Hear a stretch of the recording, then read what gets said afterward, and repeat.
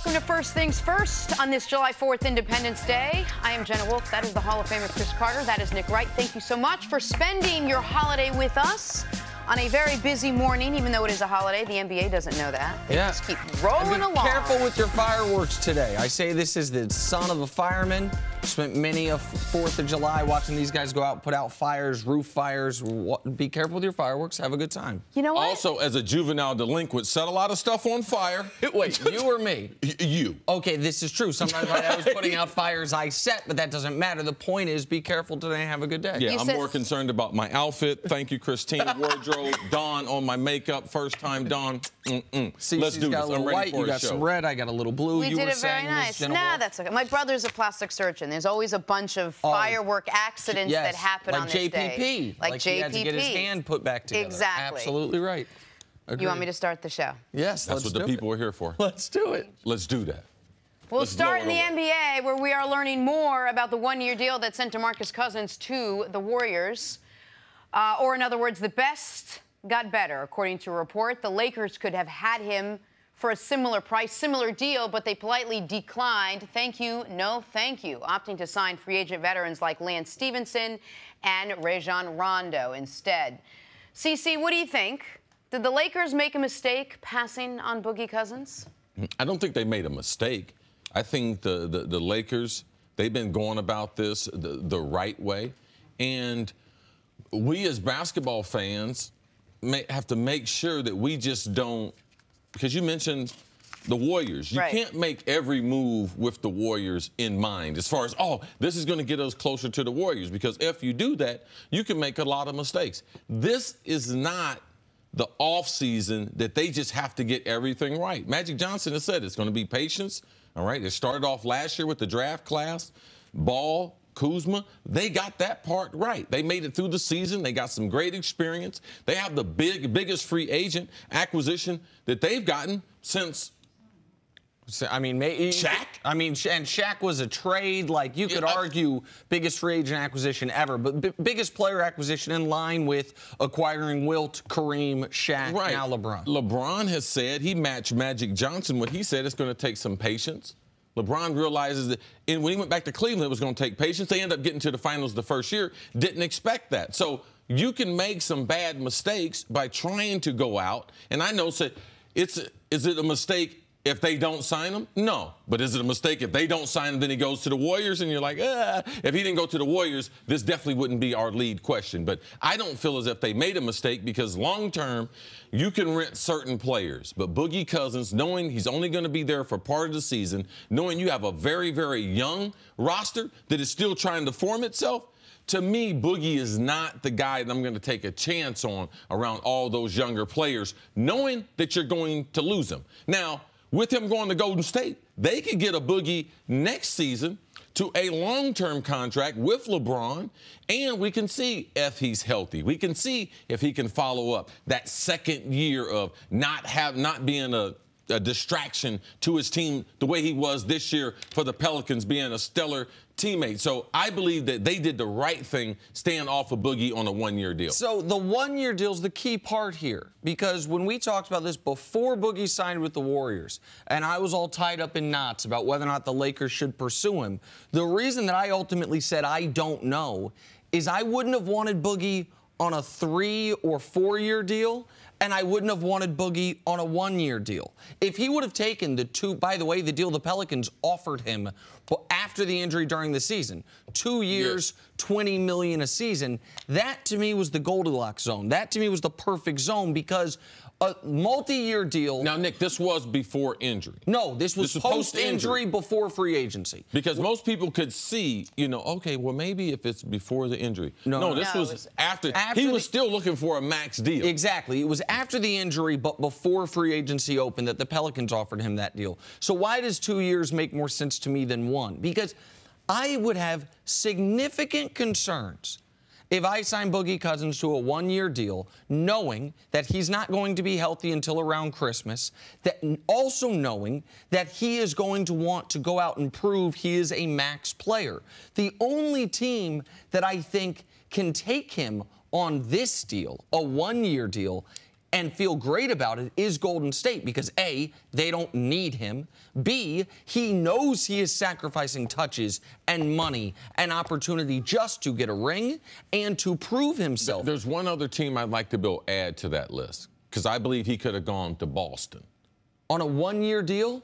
Well, they definitely reached out to him. Mm-hmm. They had communication with him. But when you look at Boston's roster, Kyrie will be coming back.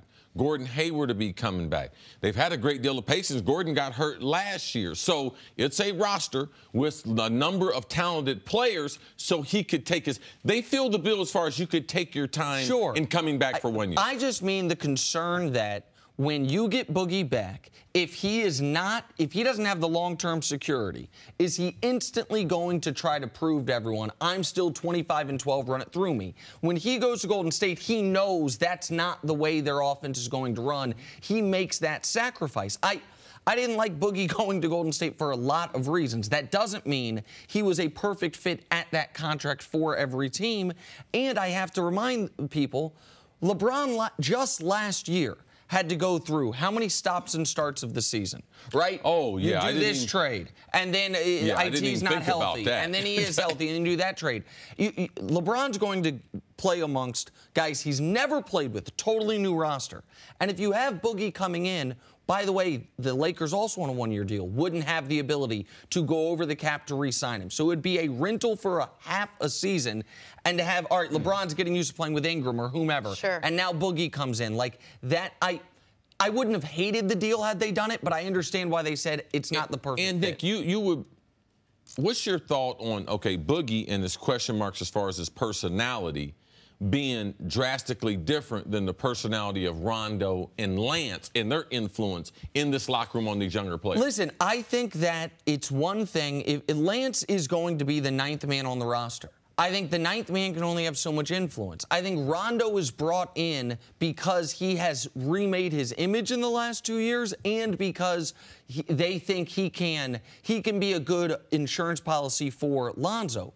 Boogie is considered and is one of the 15 best players in the league. The influence he has is so much greater from a positive or negative standpoint than the other young guys. So I don't fully buy the 1 year reason why the Lakers wouldn't want Boogie, just because they did bring Lance and Rondo in for 1 year. So if LeBron's looking for a team that's going to stay for a while, he's going to have to rely on the young guys. But my question to you is how much, and you brought this up, how much is LeBron's influence now on bringing players in? How much is LeBron consulted with on who's going to come in? How much does this kind of, have the feel that maybe LeBron had his hands on the desire not to play with a guy like Boogie Cousins? No, I think it's so easy to be able to blame. We've seen this wherever LeBron went, that he was getting blamed as far as the move.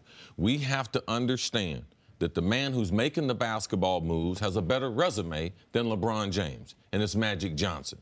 All right, it's not the same situation last year. Kobe, Altman, a young general manager. So people, when you have a star like that, people always want to be able to say, oh, he's making decisions. LeBron wants to be put in a position a lot like he was in Miami, where you had someone who was running those things, but by the way, bring those things to LeBron, not to be approved, but just let them know some of the things they're thinking about. I believe that's the best way to move forward, and that's the reason why LeBron signed with the Lakers so quick, was because he must have a great deal of faith in Magic Johnson. So this was just about him not fitting. I think it was the, well, first, let me just respond real quick. I know LeBron signed off on the Rondo thing, so I do think they are doing their own due diligence, and then with a guy like Rondo, who has posed, who has had rivalries with LeBron. There's a famous picture of Rondo posing with a lady wearing a LeBron is a bleep shirt. There might be a little bad blood. Are you cool with this?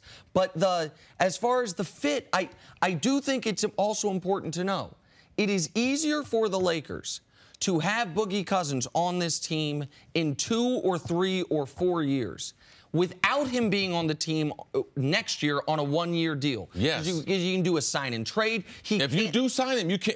The chance of you getting him back are really slim. Especially if they believe they are going to get Kawhi. And the Lakers' #1 objective this offseason was to get LeBron. They got that, and while we all just found out they had it locked in a couple days ago, it seems like the Lakers were very confident they have had this locked in for some time.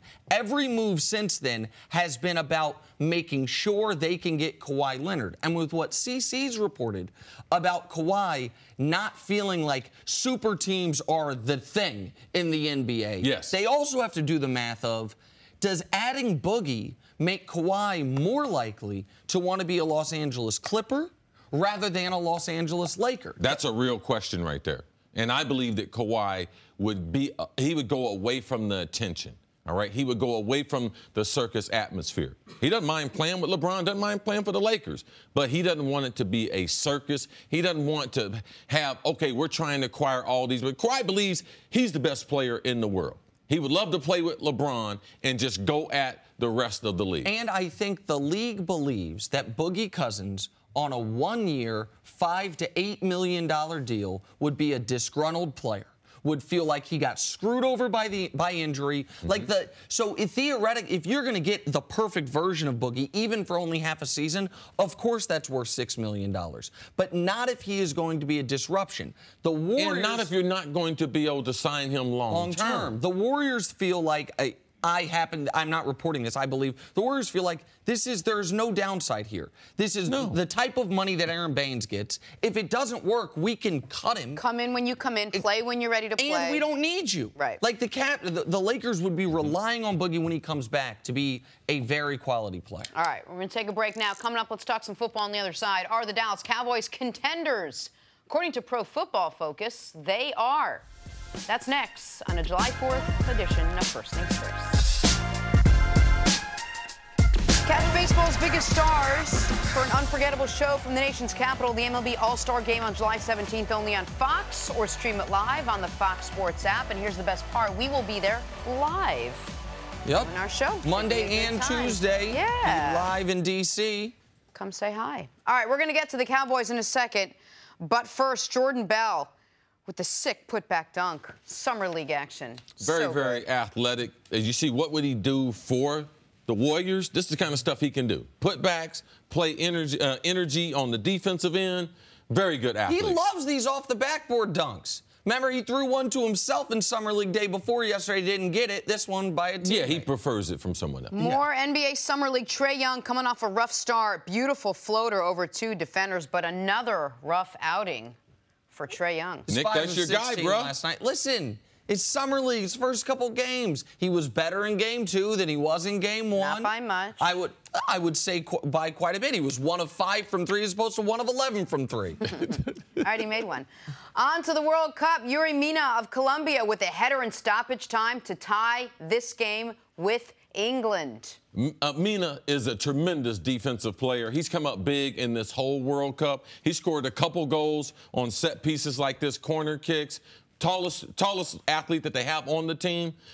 Nice leaper in the back there, Nick. You thought Colombia might be able to steal this. They didn't have their best player, James Rodriguez. But then England would not be denied. Eric Dyer with the penalty kick goal to send England to the quarterfinals, where they will face Sweden. Love football. All right, I must admit, yesterday I was a little annoyed with Jenna Wolfe because she was bragging that her team was the one still left, but they just hadn't played their round of 16 game And left then what yet. happened? But then England advanced. So my team knocked out in the quarters Mexico. England keeps going. And, by the way, with Spain being out of the tournament, England all of a sudden... A lot of people talking about brackets opened up England. for England quite a bit here. Another penalty kick shootout in the quarters. England keeps it moving. Thanks, Nick. No problem. Moving on to our version of football. NFL season just months away. A lot of eyes on the Dallas Cowboys, looking for a bounce-back season after failing to reach the playoffs in 2018. According to Pro Football Focus, they should have the roster to do it. Based on their grades from last season, the Cowboys have the 8th best roster in the NFL. CC, you buying Cowboys as a top 10 NFL team after what you saw last year? I don't know about a top 10 NFL team.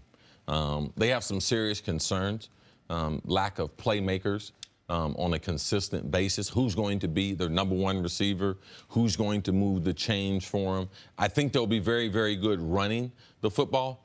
Dak in his 3rd year, how efficient is he as a quarterback? We saw last year him take a couple steps back after a sensational rookie season. So I don't I don't think they're a top 10. I don't know about their defense. Right. That's my. So I look at the Cowboys are 8, the Rams are 9. Yes. Okay. And I'm not trying to parse 8 versus 9, but the Rams have obviously a better D lineman than anyone on the Cowboys and Aaron Donald. You could argue Ndamukong Suh's as good as anyone on the Cowboys. They obviously have 2 better corners than anyone on the Cowboys, and Talib and Peters. They have a better receiver than anyone on the Cowboys, and Brandon Cooks. Oh, but the Cowboys have Zeke. The Rams got Todd Gurley. Right. And so it is the Cowboys have the #1 offensive line and arguably the #1 running back, but is that enough to raise your team to a top 10 status? I don't know about that. Well, this is the thing I would be concerned with. If you tell me, Chris, you can have one of these teams over Dallas, and which team would go the furthest as far as the playoffs? I believe the Rams. These are all teams behind them that you're talking about. Go ahead. I believe that their roster might be better based on PFF, what they're saying. I can stick with that. But the Rams, the Jags are number 10. I would take the Jags, and their playoff chance is better. Seattle, not necessarily their playoff, but if you tell me the regular season, I would take Seattle. And if you tell me you're going to give me Aaron Rodgers, I don't care who's with him. I'm going to take them over Dallas. So those are the teams ranked behind them. You know, Dallas being a top 10 team. If they finished in the top 10 this year, that would be a good season for the Cowboys. Dallas lose Jason Witten and they lose Dez Bryant, and yet they still are now even more primed to do better this year. How does this team look different than it did last year? Besides getting Zeke back. Those are the 2 biggest different looks. I mean, it's basically the same offensive line. I think the getting Zeke back is the key. I also think enough to propel them to number 2. No, we can't. There's no one. I don't know. I don't know anyone in the football world that's saying Dallas has gotten better without Witten and without Dez. Like, no, there's nothing saying they're ready to propel them going forward. No. Besides saying that Zeke will be there for the full season. Tyron Smith, the left tackle, he is healthy. He's one of the best left tackles in pro football. He would be better, but there's nothing to saying, oh, they're getting ready to propel the Cowboys to be they were not a playoff team last year. Right. So what did they do this offseason to make them a playoff team? Those are the things we're questioning. And listen, PFF, I know you spent some time there, and I love PFF. I was an early adopter. My guy Sam Monson, back when they only had like 3 employees, and I was doing local radio because it gave guys like me an idea, a way to figure out, who are the good centers in the league other than the Pro Bowlers? Yes. Who are the good interior defensive linemen who aren't racking up sacks? So I respect what they do, but one of the reasons the Cowboys, I think, are going to be favored more by that metric community than maybe general football analysts is you can't give equal weight to, the Cowboys have an elite right guard. And so that's going to offset their average quarterback. Zach Martin has almost the same PFF grade as Aaron Rodgers. Okay, well, that's great. But Zach Martin, we all know. He's not going to touch the ball. Right. He's not going to have the impact of that. So the Cowboys have a lot. They have as many A-plus players as almost any team in the league. And most of those being on the offensive line. Well, all of them, except for their running back. You might call, some people might call DeMarcus Lawrence an A-plus player. I would maybe have him a little bit lower. PFF loves DeMarcus Lawrence, got him as a 94 out of 100. But they don't have, I'd rather have my great players almost diversified. Sure. You know what I mean? Spread out. And that's what the Cowboys don't have. PFF was also much higher on Dak Prescott than I think a lot of media folk were last year. And I think they rank him higher as being a bigger factor and focus. Him, for sure. Jason Garrett, are those 2 components where we're going to have to look at? Right. Well, one thing that PFF, they're not taking into consideration when we're watching the games, Zeke's out of the lineup. They're not taking in consideration all the pressure that we put on Dak to perform like some of the other great quarterbacks. So, yes, I believe in the numbers, and when they do the numbers, he is solid. But in year number 3, he can't play that way. He's got to play a lot better because they have less. You miss Witten's not there. Dez is not there. Terrence Williams got to play better football. They have him ranked, I think, as a 53 ranked player. You can't be that and be sometimes going to be the number 1 guy and definitely their number 2 wide receiver. And what the Cowboys have going against them is the team that's number 1 on this list and the team that's going to be number 1 on most people's list is in their division. in Philadelphia. And so if you have a team that seems to be as solid as Philly is on both sides of the ball with an amazing quarterback and a damn good backup, and all of a sudden, okay, so now instead of competing with 4 teams to win your division, which I know is their goal going into the year, and I can't discount them from that, what you're really doing is you're competing with the rest of the NFC for one of 2 wildcard spots. You're competing with the tougher conference for one of the 2 wildcard spots. You can't sneak into the playoffs out of the NFC East when Carson Wentz is there. And so how can, and we already know the NFC is the tougher of the 2 conferences. PFF's got an 8th in football, but 5th in the NFC, which speaks to the depth of power in that conference. All right, let's take a break. Back to basketball on the other side. Coming up, are the Sixers now emerging as the favorites to land Kawhi? That is next. First things first. Oh, we getting a little history in on the show? Yeah. Oh, now I got my 2 passions colliding: American history and sports. We do those little vignettes every day. God, you're so not a nerd. You're really not. Listen, I like to be as Cece would say, a learned person. I wish I knew more about world history, but American history is kind of my area of study. That's cool. Happy 4th of July, everybody. Happy 4th of July, everyone. Thanks for spending your 4th with us here on First Things First. Music's still going. I'm feeling emotional. It's all good. Time for some stories to start your morning. Music changed. We need to move on. Brought to you by the unexpected energy of ExxonMobil. Tough news. Toot that thing out, make that money. Oh, excuse me. Tough news for the New England Patriots. Wide receiver Julian Edelman lost his appeal and will serve his full 4-game suspension for performance-enhancing drugs. CC, how much will the Patriots miss Edelman in the early going? Oh, they're going to miss him? Man, you do the crime, you got to do the time. Man, they ain't letting those, especially performance-enhancing drugs. When was the last time we seen one of these overturned? And they need him. His career, this is a big year in his career. Injured last season. Gronk might be his last year. Yep. I think, man, it could be a lot of faces in New England. This is their last season. And this is a missed opportunity for Edelman. Cooks is gone. Amendola is gone. And so I'm not surprised at all that this suspension got upheld. To Chris's point, you sometimes see the street drug suspensions reduced. You very rarely see the PED suspensions reduced. All right, to the NBA now. The Wizards are expected to sign Dwight Howard to a 1-year deal. Howard averaged over 16 points and 12 rebounds for the Hornets last season. Say that again, Jenna. What do you average for the Hornets? I'm telling you. 16 points, 12 rebounds. Oh, okay. You all right with that? Yeah, absolutely. Nick, how much can Dwight help the Wizards? He's better than Marcin Gortat. Now, that's a little combustible locker room. Dwight's never been a great locker room guy, but the guy he's replacing in Gortat, he and John Wall really didn't like each other. So as long as he's better than Gortat in that regard, he's an upgrade off the court. And on the court, he's still better than Marcin Gortat. He's still one of the best rebounders in basketball. I think that's a good move by them. You have to give Dwight at this point in his career credit. Really, really solid season. Also, he knows what he can do and what he can't do. Now, you might not like what he can't do because he is limited as an offensive player and, as you mentioned, not known as a great teammate. There's a reason why Nick would say one of the 50 greatest players ever, why he's played on the many teams as he's played on. That's a good point. That is true. Bounced around a bit. Good news for Devin Booker. He and the Phoenix Suns are finalizing a 5-year, $158 million deal. Not bad for a 21-year-old. Nick, good move for the Suns to lock up Booker?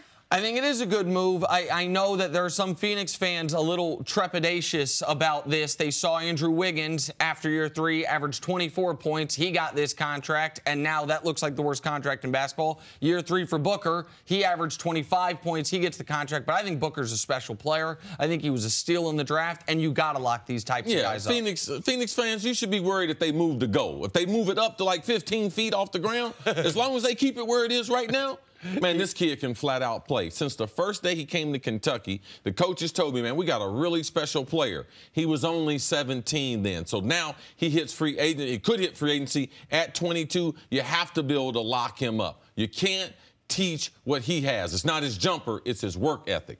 All right, finally, the Sixers remain a suitor for the services of Kawhi Leonard, even though it was reported Kawhi only wants to play in Los Angeles. According to reports, Philly is the team that can put together the best trade package for Kawhi. CeCe, should the Sixers even try and trade for Kawhi, knowing what we know and where he really only wants to play?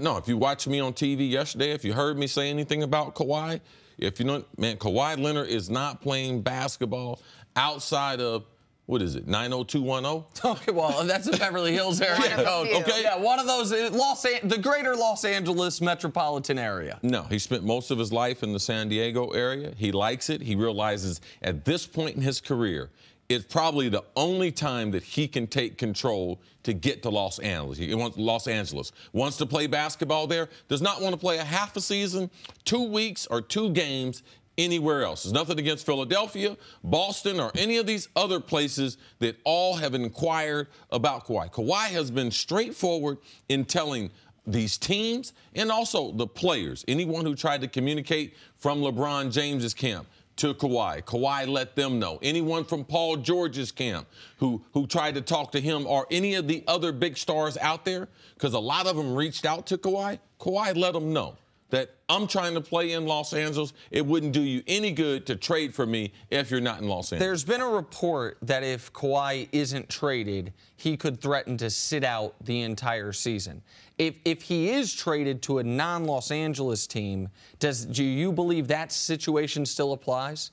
That he would threaten you, trade for you. He can't control where he's traded to, but if he were traded to Philly or Miami or Boston, would that threat to not play still apply? That's San Antonio. If San Antonio and Greg Popovich are taking Kawhi in his group serious, they wouldn't trade him anywhere else, because the other teams also know, man, I can't trade him when the guy said that he's not going to play anywhere but Los Angeles. So you're not going to get the best package.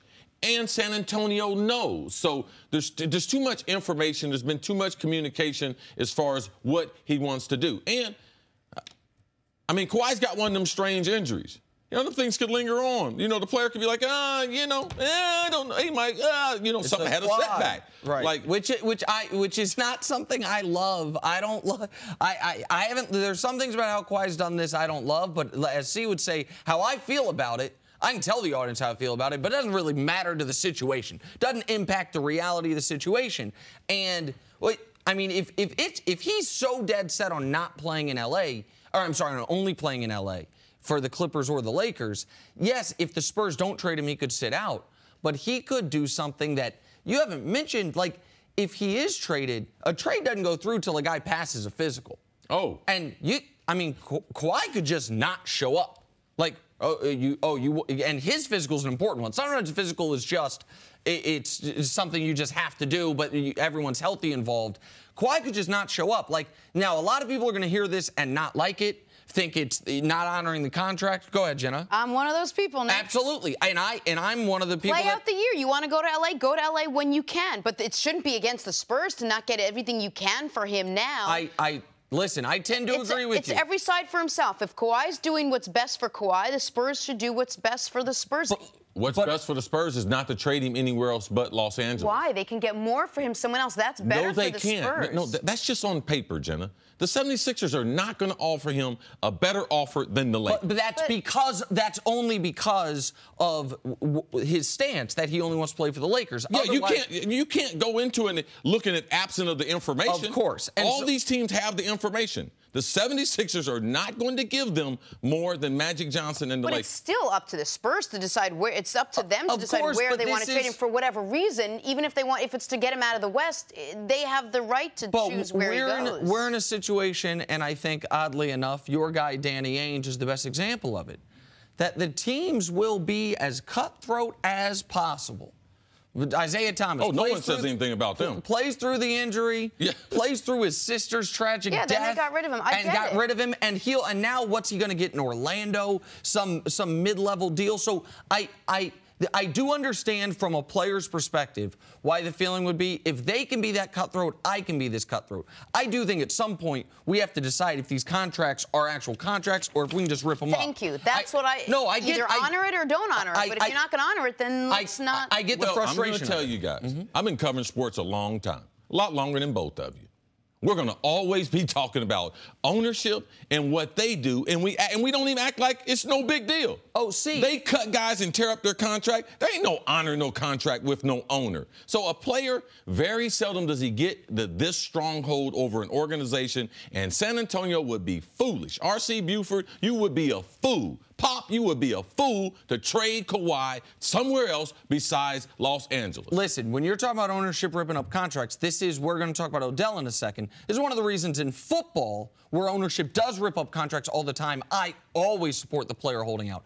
In basketball, where the contracts are guaranteed and they don't get ripped up, the guys get their money no matter what, it's a little bit different. But on this specific point, just real quick, on Philly, yes, Philly has the most assets. Philly has an unprotected pick from Miami in 2021. 2021 could be the double draft, the year the high school kids are available. Right. And, like, Philly has Saric, who is a perfect Spur. Fultz, if the Spurs like him. So do they have more than the Lakers have to offer? Well, they have at least equal, and maybe the Lakers are being stingy with what they want to offer. But the point I think that has to be understood is Philly knows what we know, which is that it's not necessarily even a one-year rental for Kawhi. It's that you can try to execute this trade. Kawhi does have the power to make it to where the trade gets voided. And you can dislike that he would do that. I can think that's probably not the best way to go about it. But if he's going to do this, then it's Clippers, Lakers. And we can talk about which of those two teams have the better assets. But the idea that Philly can make the best offer, I think there is no reality that exists where they will make the best offer because they know what Cris knows. They know what we've been talking about. All right, let's leave it there. Giants wide receiver Odell Beckham Jr. is working out and playing a little football. In any other season, that's not news. But this offseason, OBJ waiting for a new contract, hoping to show the world his ankle is fully healed. It's news. Beckham missed all but 4 games last year with the injury, but check him out, working out. This was him working on his game in a uniform last year. But he did, in working out, look like he was getting back to his old form. CC, how optimistic? And there it is. Watch Cutting, this catch. Moving. Looks like he's not hampered by anything that held him back last year. How optimistic, Cris, are you for Odell to return to form? Before Cris answers that question, can I make one observation? Because that went out on Twitter yesterday. Cris Carter, the only person in the world that saw that clip, and his response was, "Love the way you broke off the top of the route." Like everyone else is focused on, it's not just a one-handed catch, but it was almost like he made the football appear, like he just went and created it. You loved the way he broke off the top of his route. It made me laugh when I saw it. Go ahead. Well, that's the only thing that's really important to me. The rest of it's not important. He's got some guy out there. I don't know if that's an NFL guy, but I don't know if he's going to make a roster. Guy off of him in space like that in the slot. And then watch this about him. I think he didn't catch that ball with one hand. He had to bring that ball to his left hand. That ball almost hit the ground. Watch his right hand there. Watch it. You see that ball when it came down around his thigh? Oh, he was getting ready to lose it. All right? And that's probably not a catch. Even if he can make it, he's going to be making it in NFL games. But the routes, he's a special player. He's a special player. You can't bump him. You can't guard him one-on-one. He's very, very smart. He can play any of the 3 wide receiver positions. He loves playing football. He loves working out. So I'm looking forward to seeing him play again. Last year, the injury, it robbed us of seeing one of the greatest wide receivers and continuing what he had done in his first 3 years. He's continuing one of the great legacies that we've seen in the wide receivers as young guys come in, are very dominant. And that's where he is right now. I believe he will be back at the top of his game. And I believe that their offensive staff and their ability to get Barkley the football will only enhance what we've seen with Odell. All right, let me ask you a Odell question on the X's and O's type of stuff, because you always talk about his route running and how precise it is, how good he is with his hands. Hands not catching the football, I'm talking about hands off the line of scrimmage, things like that. The more technical stuff that you see that we tend not to. Everyone else thinks of the catch against Brandon Carr on Sunday Night Football, the amazing catches we run in the highlights. But his biggest weakness as a wide receiver, it's not injuries, it's not route running, obviously. It's actually drops on easy passes. Yeah, it's focus. Typically, when you have that type of skill, it would be like a guy shooting contested jumpers at 43%, but wide open jump shots, he's only shooting at 3-point. He's only shooting 33%, because in those he doesn't focus. He's not locked in, and that's what Odell. He takes it for granted that he's going to catch it because his hands are so good. Sometimes, as a very good player, you don't play the game at the speed the other players are playing at. You play the speed a frame or two ahead of where they are. So a lot of times, instead of focusing on the football, you're already looking over your shoulder, ready to make the next move. And this is what you see with wide receivers. As they get older, as they get into their mid to late 20s, you see their focus get a little bit more intense. And that's just a part about learning to be a great wide receiver. And he's very, very close, but every once in a while you'll see the easy drop. I want to follow up real quick. I remember, I apologize to date you and date myself a bit, but I have very few memories of you with the Eagles. But you and I have talked. I know all Cris Carter does is catch touchdowns, but drops were never an issue for you in your NFL career, correct? From your rookie year, you never had a drops issue? No. Okay. You were the caliber of player, obviously, of Odell, and the spectacular catches. Why do you think for you or Jerry, guys who also had the spectacular catch ability, that focus wasn't a problem? The guys that don't have drop issues, Fitzy, right? Larry Fitzgerald is a guy that's never really had a drops issues that I can remember. Why, for those guys, was that not a problem early in their careers? I think if you look at those other players, the reason why it's not an issue because those players are less emotional. You see them during the game stay at one level. That's one thing that I'm a lot like Michael Irvin, but I tried to be a lot more like Jerry Rice and stay level-headed and stay smooth and cool through the game. Sometimes that was hard for me to be able to do. And when you get distracted or you get involved in other things that can take your focus off of catching the football, it's very hard to catch the football in an NFL game. Not only is it hard to catch the ball, but, man, I'm not ashamed to tell you, man, you're afraid to get hurt. Every time that ball's in the air, you can get hurt. Now, either how many yards can I get? Who's closest to me? Can I get yards after the catch? All those things creep into your mind. So younger receivers, as we see in their first 5 years in the league, their focus tends to change once they go beyond that. And I believe Odell will do the same thing. All right, speaking of pass catcher that's not young anymore, Rob Gronkowski. Can he bounce back after considering retirement? That's next on First Things First. Nobody happier for the NFL season to get underway more than Rob Gronkowski. The rumor mill spinning the last few months about his possible retirement, about his frustration with his head coach, about his contract extension. Coming off the Super Bowl loss, Gronk kept quiet about most of it until he let the team know he was coming back. That being said, he is more than ready for 2018. I'm super excited about the upcoming season, and it's going to be fun. We got another year, another training camp, always a grind. Gotta get yourself through that, and then just excited for the season, man. Just, you know how it goes. Another year down, you know what to expect now. Going to year 9, you know how to do it. So I kind of feel like that's always good to have in the back of your mind. You know how it goes down. You know what to do. So super excited for this year. I just wanted to see where I was at and see how I can get my body feeling, see if I can handle it, endure it again. And I feel like I'm super ready, man. Chris Keeney, we talk so much about the mental aspect of football. When you're contemplating retirement, how hard is it not just come back for next season, but to overcome that and get your mind frame right and then go back in and play and give 100% of yourself? Well, I guess the best way to describe it is by how my favorite head coach, Bill Parcells, used to describe it. And he says, if you're thinking about retirement, you are retired. And I know that's one of those things that people hear and it's cliche, but I actually lived it back in 2015 with the Baltimore Ravens. I was considering whether or not I wanted to come back and play football for an 11th season. And you do everything to get your body in great shape, but ultimately there's a part of that mental edge that you have to go out there and play the game at the highest level. And when you're on that fence about whether or not you're going to play football, that's a bad place to be, because when you're out there on the football field, you have to go 100 miles per hour. Otherwise, you run the risk of putting yourself in harm's way. So I look at what Rob Gronkowski has been saying all offseason, and it's easy to understand why he felt the way he did after the Super Bowl, just because you know that the New England Patriots are usually playing into January, if not in the Super Bowl in February. So it's a lot of football. It's a month more of football every single season, and Bill Belichick has some of the toughest practices in the NFL. So to get your mind wrapped around getting ready for training camp and the grind that is the NFL regular season, this is one of those things you have to be fully committed to. So that's the one thing I worry about with Rob Gronkowski. Now, it sounds like they're going to work out that contract extension, and I guess that's probably what he's super excited about, because I can guarantee you he's not super excited about going through a Bill Belichick training camp in a few weeks. Go ahead, C. Well, I got a lot of respect for what you're saying.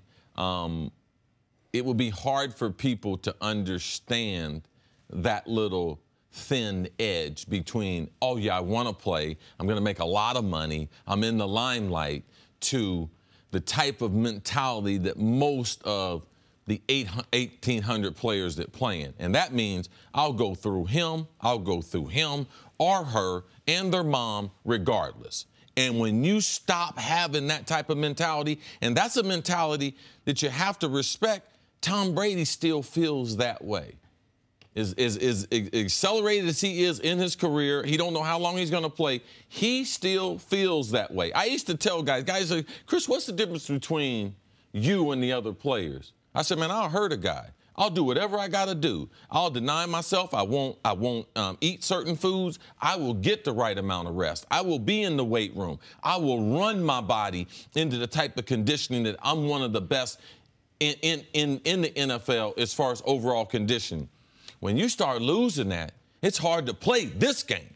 Yep. You can play some other games, and you can do a lot of jobs, but it's hard to play that game. And when you say, when I wake up in the morning, I know what I'm going to put my body through, like, that's an edge an NFL player needs. And if you lose that, then you might as well be retired, like Coach Parcells said. Listen, obviously, guys, when you say in this game compared to other games, obviously NBA guys, this does not apply to them. Ray Allen, it felt like, was retired for 2 years, and people were still like, Ray, will you come play with us? Like, the violence isn't there, and it's just like, okay, can you come out and hit some jump shots for us? Can you come out and do one thing really well, be a specialist? Unless you're a kicker, like, the violence is going to be there, and you ain't no specialist. You're going to be asked to do a whole lot of things on the football field. Here's why I don't worry about Rob Gronkowski. I don't think he was ever actually thinking about retiring. I think he wanted more money, and I think he maybe wanted to play for a different football team. I don't think Rob was ever actually going to go into movies this offseason. I don't think he was ever going to go into wrestling this offseason. I think Rob wanted a new contract. I think Rob wanted the Patriots to show him how valued he is. He might want to do those things down the road, and if I'm wrong, then everything you guys are saying applies. I just think this was more of a contract dispute, more of a Bill Belichick is a pain in my butt dispute than a I don't want to play football situation. This is what I got to respect. I used to feel this way walking to the bathroom in the middle of the night. I couldn't feel my feet for the first 4 or 5 steps. I'm only going to bathroom to urinate, but I have to sit down. Mm-hmm. People don't see that. So when you talk about, oh, I didn't think we think about quitting now. Yeah. I mean, this game is hard. Well, what's and this game has delivered some blows to Rob Gronkowski that I know he's got aches and pains right now, going into his 9th year. I mean, I played 16 years, so there's times, year 3 to 5, man, you have some times you question it. Year 7 to 9, you begin, and anytime you get beyond 10 years, every year you question it. And the marks that it leaves on you, it's not about my attitude. Man, when I can barely walk, when I'm trying to get a bone spur removed from my ankle that's in between that stops my ankle from flexing, there is no offense. There is no amount of money that removes that. So I believe the Gronk, what he was talking about, that retirement, it's real.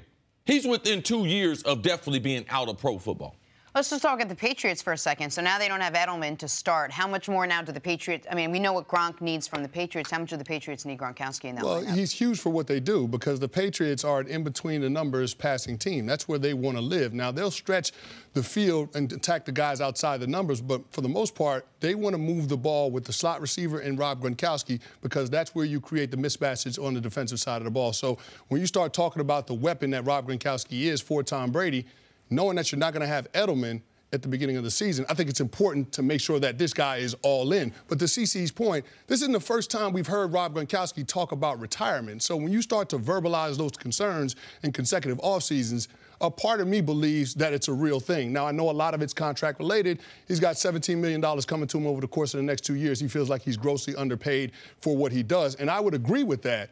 But I don't know if this is the way to go about it. When you start opening the door to saying you're potentially considering retiring, I think that's a dangerous spot for a player to be in because this is a game that you can't play half-hearted. You have to be a savage when you step on that football field. Otherwise, you're going to put yourself in a bad way. All right, so then I have a question for both you guys because it sounds like from what, Chris, you were describing about walking to the bathroom and you just kind of doing the silent church. He's right. Doing the he's amen. Absolutely right. So explain the distinction between what you're saying Bill Parcells is talking about. When you're thinking about retirement, you're retired. And what you're describing that every veteran goes through, which is, man, this hurts so much. Like, yeah, but you begin to ask yourself, how long can I train like this. Because I'm just going to tell you, we're in a window now, 4th of July until the time we get to training camp. You're going to hear stories from guys, I'm bigger, I'm stronger, I'm faster, this is the best I ever felt, I didn't grow 2 inches, I'm Benjamin Buttons, I'm going backwards in age. Like, this is what we see. Okay. So be careful. This is the most important year of Rob Gronkowski's career.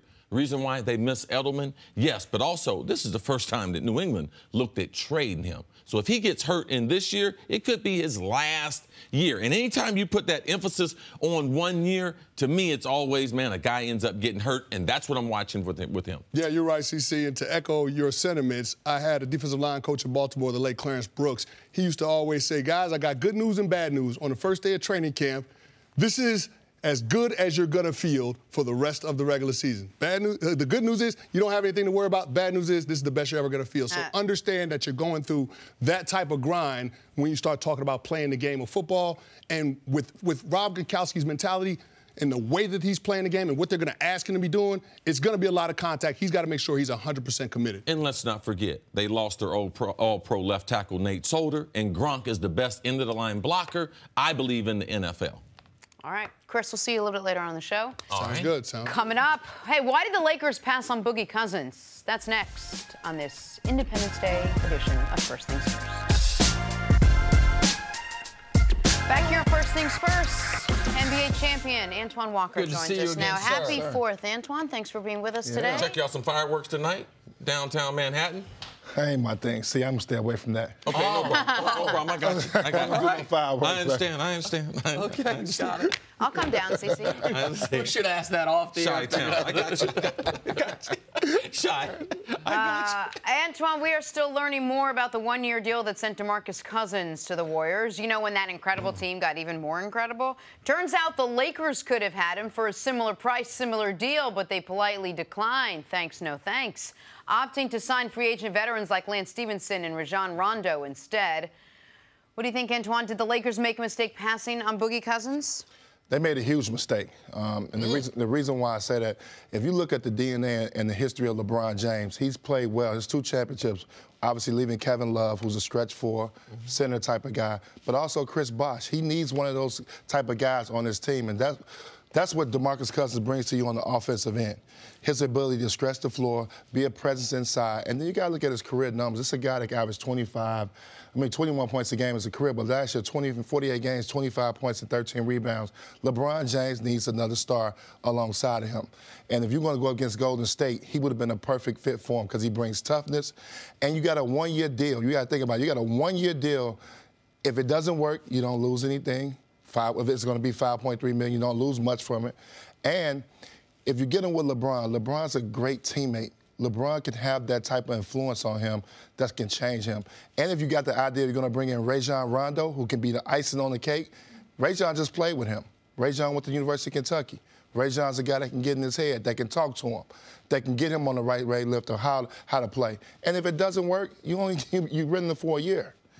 You got to try to figure out some pieces to put with LeBron James if you want to win this thing. I agree you have to figure out some pieces to put with LeBron James. My concern, if I'm the Lakers, and Boogie Cousins, pardon me, is does adding Boogie, if they could have added Boogie, make it harder to get Kawhi Leonard and get Kawhi Leonard long term? If what we're hearing from C started this, and now we've heard other people, Shams Charania talked about it on The Herd yesterday, that Kawhi is not necessarily so into the super team thing. It's not that he wouldn't want to play with LeBron, but that he doesn't think that the guy that he compared himself most to, or people around him compared himself most to, is Russell Westbrook.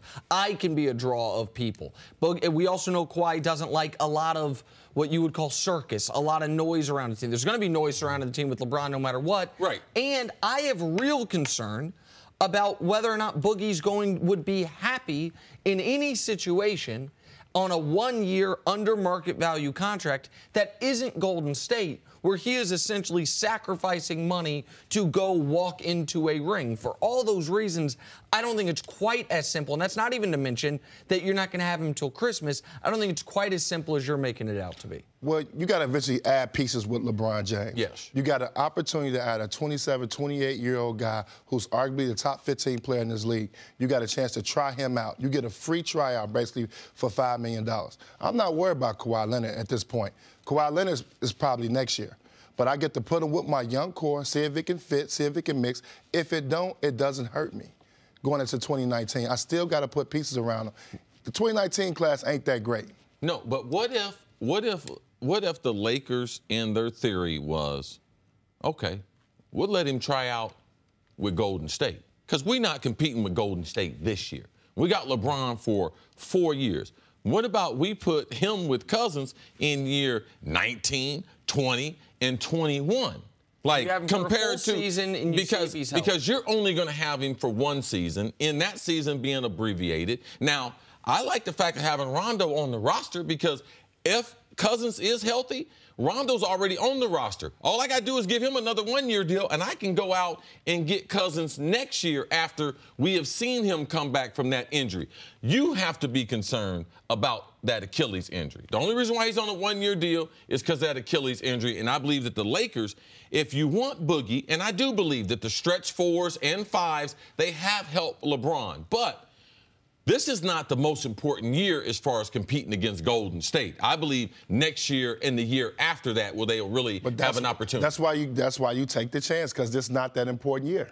You got to see if he can fit in with your young guys right now. If you're not making a trade for Kawhi Leonard, he's a good fit in what you got going on right now, especially if you can add Rondo to the equation.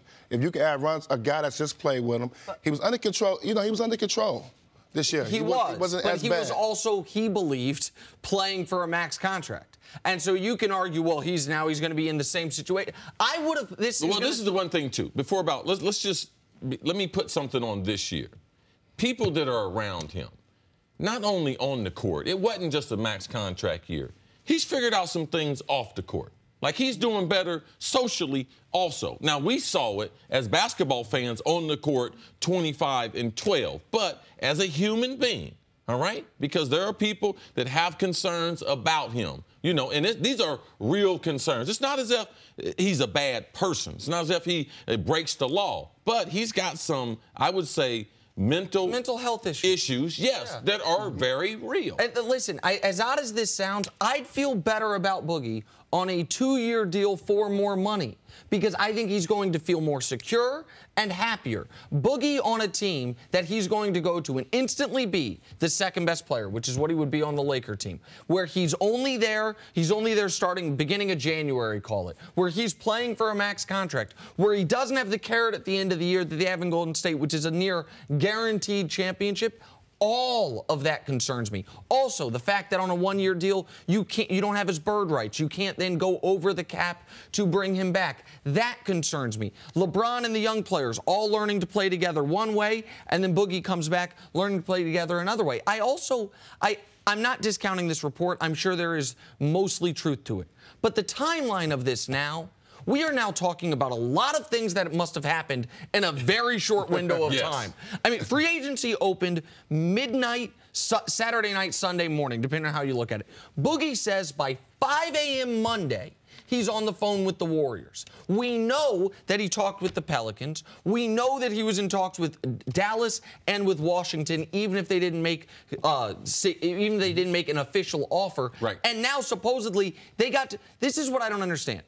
Boogie claims he had no offers, but he turned the Lakers. He wanted to go there, and the timeline of this is all very quick in a 36-hour period. I think out of respect, I think New Orleans offered him a deal.